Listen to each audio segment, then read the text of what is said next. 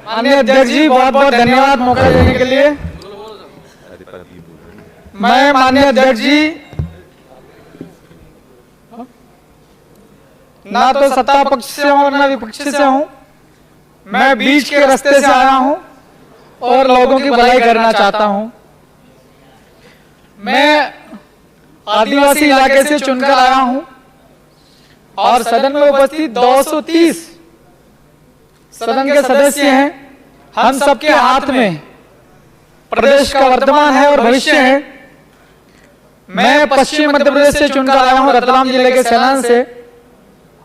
मेरे इलाके के अंदर में पास में पड़ता है झाबुआ जिला, अलीराजपुर जिला और धार भी पड़ जाता है।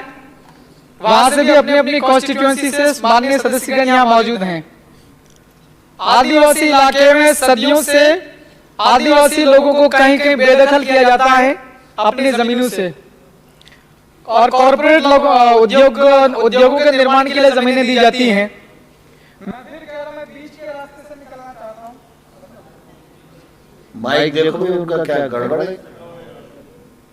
मैं बीच के रास्ते से निकलना चाहता हूं ताकि लोगों का भला हो सके। अगर उद्योग बनते हैं तो आदिवासियों की जमीनें जा रही हैं, पहले वहां के लोगों से बात किया जाना चाहिए। उन्हें कहीं ना कहीं उनकी परमानेंट आजीविका सेटल करने के लिए पहले उनका समाधान दिया जाना चाहिए।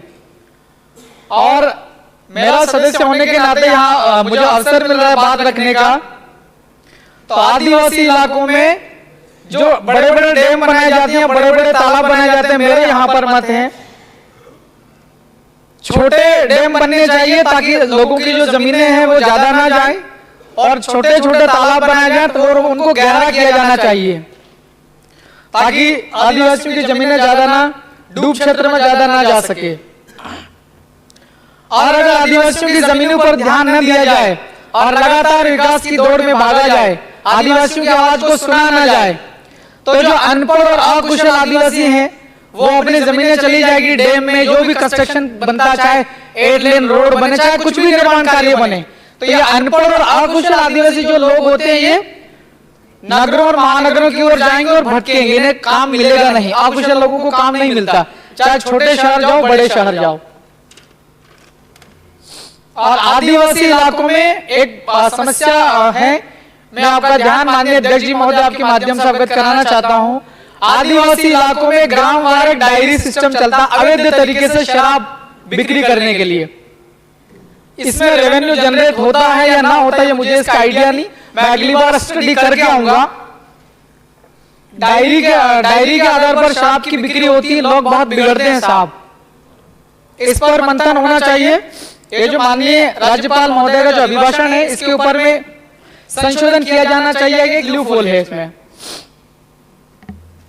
और मेरा तो यहाँ पर कहना चाहता हूं मैं कि आदिवासी इलाकों में शराब पूरी तरीके से बंद हो जाना चाहिए। क्या शराब हम लोग बेच करके रेवेन्यू जनरेट कर पाएंगे? क्या दूसरे बहुत सारे तरीके हैं ये जनरेट करने के। व्यापारी लोग व्यापार करेंगे और रेवेन्यू जनरेट होएगा।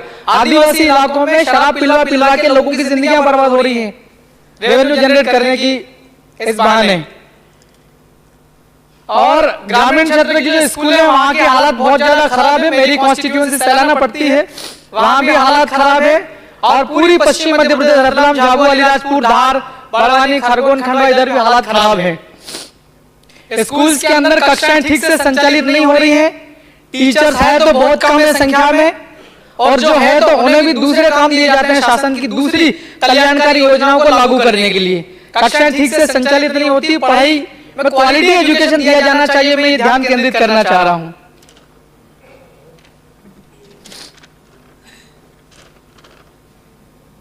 और माननीय अध्यक्ष जी आपके माध्यम से मैं सरकार तक अपनी बात कहना चाहता हूं। अलग अलग बहुत सारे विभाग हैं, अलग अलग मंत्रालयों में बहुत विभागों में हजारों वैकेंसीज, जो विभागों में पद जो है वो खाली पड़े हुए हैं।